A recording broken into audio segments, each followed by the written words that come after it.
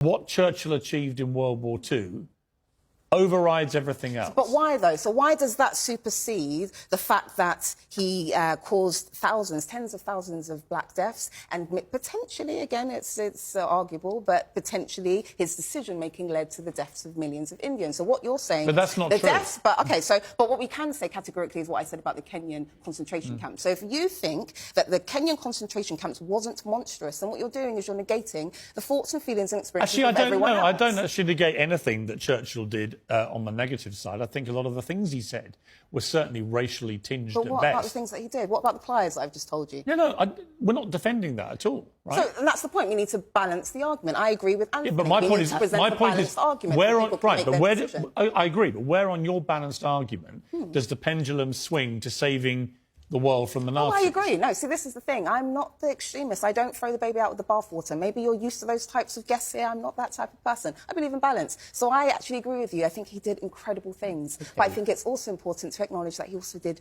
really monstrous things. And we should present both arguments and allow people to establish how they work. Indeed you have. OK, so the sheer fact that we're having this discussion now, that we are here able to talk, is because he led this country to stand up against a fascist dictator who, like many of the leaders in the world today, many want to, China, Russia, North Korea and more, want to squeeze free debate, the kind of discussion we have at the moment. We can go back, have our separate lives. We're not going to be put in... We wouldn't be having it under Nazi Germany, right?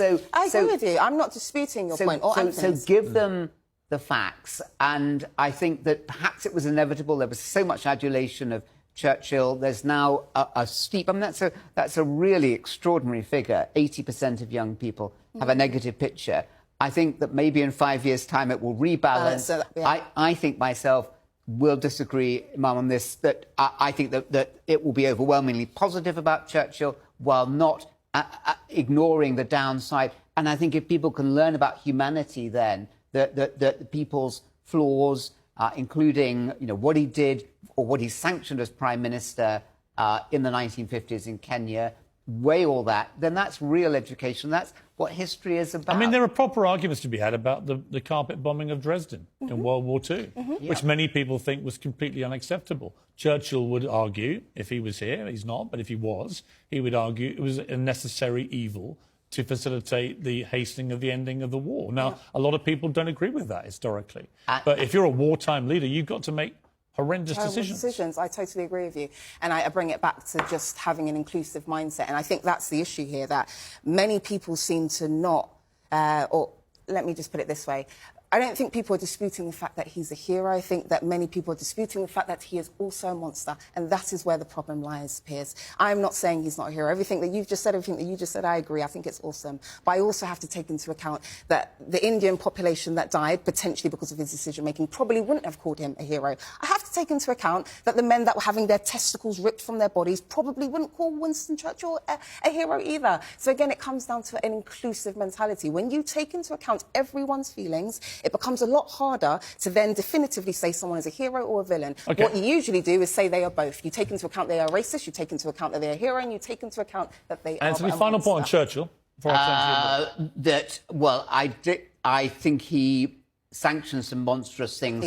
Personally, I don't think he was a monster. I think he had a deeply... So sanctioning monstrous things doesn't make you a monster. Is that right, Anthony? Let's just make sure you're clear. If you do monstrous things, you're not a monster. Is that correct? I think that... Is that correct? Well, let me ask you a difficult question. Do you think the unleashing of 2 nuclear weapons in World War II, Hiroshima and Nagasaki, was that justified or was that monstrous? I think those types of things are monstrous. Okay. Anything that kills anyone else is a monstrous act. So you're calling the American president that did that a monster. Anyone that kills anyone else is a monstrous act, whether you want to see it like that or not. But that brought to an end a war that would have killed many, many, many more people. But it still doesn't negate the fact that it was monstrous to the people that died. And that's what I'm trying to say, that you're now putting your feelings and white people's feelings and Jewish feelings and British feelings above everyone else that had a negative interaction with this man. See, I think you let yourself down when you say that. White people, British people, Jewish people, the people that I typically, this is where I'm coming from, the people that I typically find defend Winston Churchill.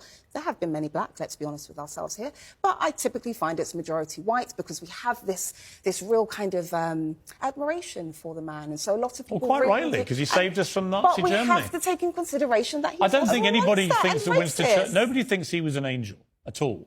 But he took a lot of very difficult decisions. But, but people are negating the fact that he is a monster. That is the issue. Be balanced. All right. Piers, You made your point. You made your point.